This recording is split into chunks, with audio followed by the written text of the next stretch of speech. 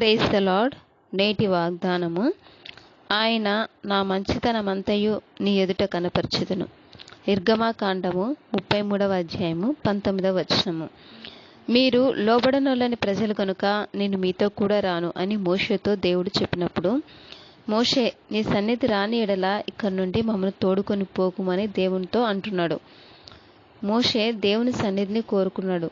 అంతేకాదు, దేవునితో సహవాసము కావాలని, దేవుని యొక్క నడిపింపు కావాలని మోషే దేవుణ్ణి అడుగుచున్నాడు.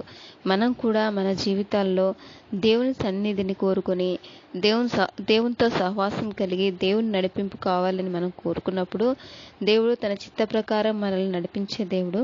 అంతేకాదు, మన పట్ల ఆయన తన మంచితనం అంతటినీ చూపించే దేవుడు. ఎందుకంటే దేవుడు మంచివాడు, యెహోవా మంచివాడు.